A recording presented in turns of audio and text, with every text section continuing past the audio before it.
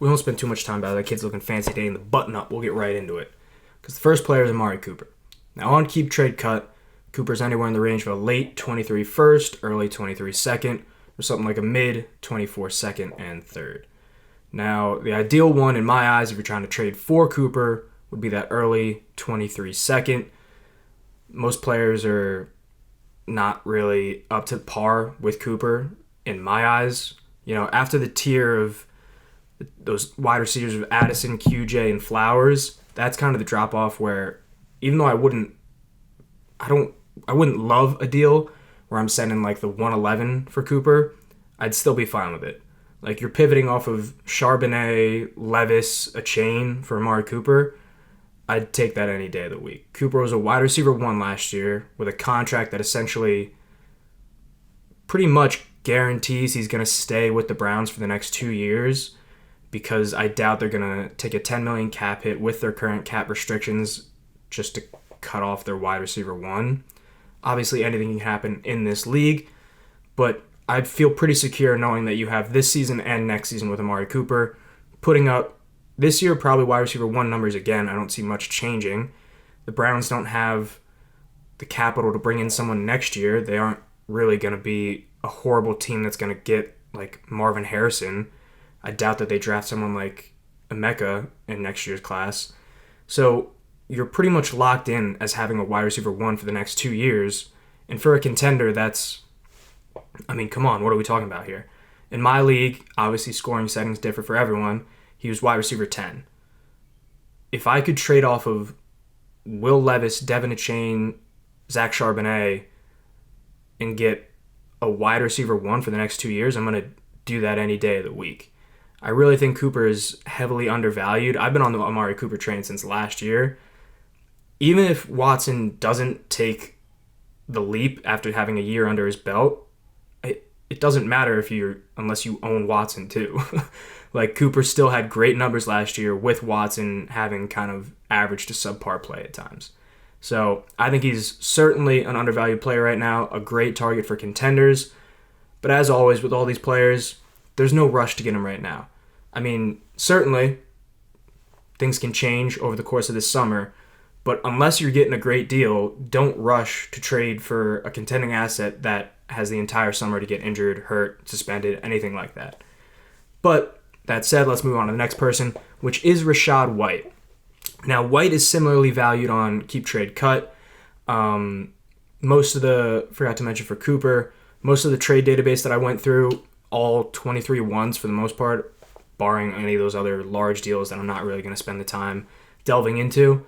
For the most part, it was Cooper for late firsts in this year's draft. Again, wouldn't love that, would prefer the early second, maybe the next year picks. Do what you will. White was a similar thing, except on the trade database, you know, he was kind of all over the place. White's a difficult player to trade right now because of the variance that he could hold.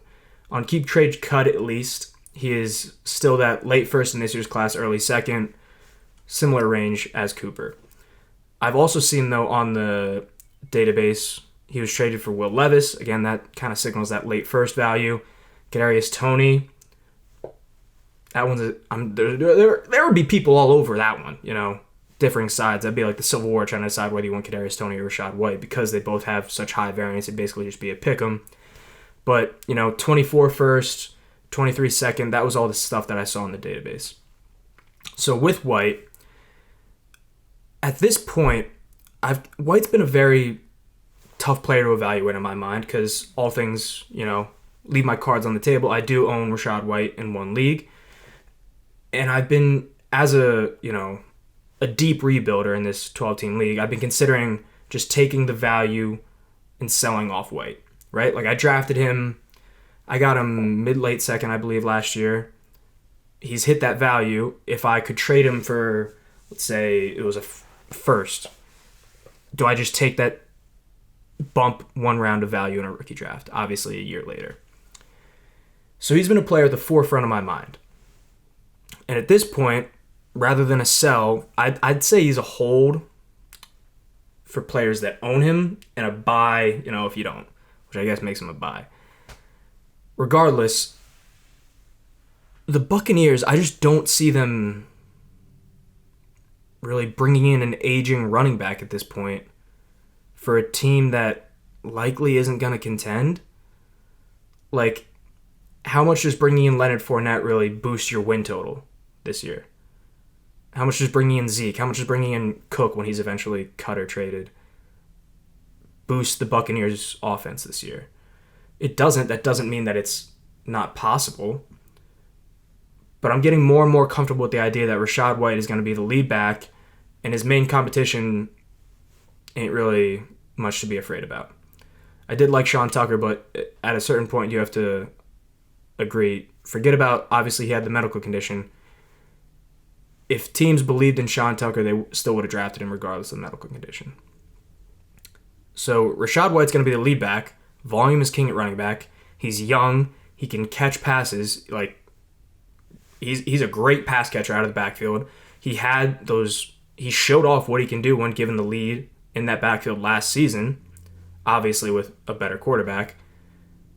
But, I mean, he's just not kind of getting the respect, I think, because people are concerned about that free agent running back entry. And that concern is only going to diminish as we get closer to the season. People are only going to realize, hey, yeah, I think Rashad White's pretty much got this backfield on lock. And when that happens, the price is going to skyrocket. So, again, 23 early second, I'd do that in a heartbeat. 24 first, feels tough. Obviously, again, it's early in the offseason. To send your 24 first at this point feels bad just because your team could implode and now you don't have your first. I think it'd be ridiculous. Like, I think the 23 second is really where it's at. Now, because White is such a high variance player in his outcomes, most owners are going to have very differing opinions on him. You might have one owner that's doesn't believe in him, will send him off for that early 23 second because there's a player that they like in this draft class. And there will be, the league schmuck who wants like a first, a second, and a third for him. So he's definitely going to be more difficult than Cooper in my eyes. But at the end of the day, I do think he's a value because his value will only increase as we get closer to the season and more people get comfortable with the idea that he is the lead back in this offense and he's a complete back that can work all three downs. Volume is king, baby. Now the next player is Juju SmithSchuster. Now with Juju, Keep Trade Cut has him at a late 23 second, mid 24 second. Again, I'd prefer to trade the late 23 second. It's early in the offseason. Your team could implode. There's a lot that can happen this year that could go wrong with your team. You don't want to give up, the potential that your team doesn't hit because Juju would be more of a contending asset. I'd rather trade away that guaranteed late 23 second rather than the 24 second with a range of outcomes. Because when we look at the late 23 second, anything from like the 2.8 to the 2.12, you're looking at like Downs, Hyatt, Roschon Johnson, Hendon Hooker. Those are kind of the players that are going to fill in that range, and I'd take Juju over any one of them. Now, you can disagree with that, but I think that's because there's a lot of negativity around Juju, right? After his first and second seasons, there was a lot of hype, and he has not lived up to that hype. But that said, when healthy, he's been a low-end wide receiver 2, high-end wide receiver 3.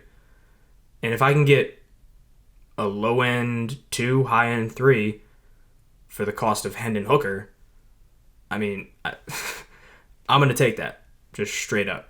I think he's a great value as a depth piece for contending teams, especially considering this Patriots offense, while it'll be a run-first team, doesn't have much target competition for Juju. He should again be that solid, fill-in piece for your Dynasty team if you're a contender. And I really think he's probably the best value on this list. While he has been in the league for a long time, he's only 26, 27 mid-season, I believe, maybe by the start of the season. He will be 27 this year. Obviously, he's getting older, but Juju's built on the short routes. He's a route runner. He doesn't go deep. His game can translate well long term, and to send that late 23 second for an asset that should be at worst a mid wide receiver 3 on your team for the next couple years, as a contender, I think that depth is pretty valuable and you're not giving up that much for it. With the next one, we got 2 more wide receivers, both around the same value as Juju, those being Wan'Dale Robinson and Skye Moore. Now, with both of them, it's kind of the similar thing with White because they're so young and they're, Dynasty owners just drafted them last season. It's going to be a wide range of what owners expect to get for them. Now, unlike White, Wan'Dale and Skyy both have significantly lower price tags. I've on the trade database that I use, I've seen them, both Wan'Dale and Skyy even go for like thirds. Like the range on them for all these trades is very wide. There are some owners that basically just are already completely out on both of them, and there are some that, still expect a decent chunk of change for him. With Wan'Dale, we'll talk about why I like him so much. When he was on the field last year, he was pretty electric. The Giants showed that they have turned around this team somewhat. They can compete. Daniel Jones had a great year last year. And again, there's not much target competition here. Like, there are a lot of wide receivers whose names on this Giants team, but none of them are that great. Sterling Shepard is back, which sucks, because that's Wan'Dale's kind of direct competition for that slot role. But Shep is old and over the hill. Wan'Dale took that slot role from Shepard last year and put up numbers before he got hurt. And I really don't see how he doesn't just reclaim that role and do the same exact thing as he did last year, but for a full season. Like, Jalen Hyatt, while he did play slot at Tennessee, is going to be more of a field stretcher for this Giants team. Like, Wan'Dale's role is in no way in jeopardy, and he'll be the target hog for Daniel Jones. So, to send if you can get a Wan'Dale for a third, I smash accept that. I would expect most people who have Wan'Dale are going to want kind of just to sell off at value, like what late second, mid-second for him, wherever they took him last year. That's probably what they want. Obviously, you can try and work your magic, push that down to an early third or something like that. But if you can get Wan'Dale for a third, you're living the dream in my eyes.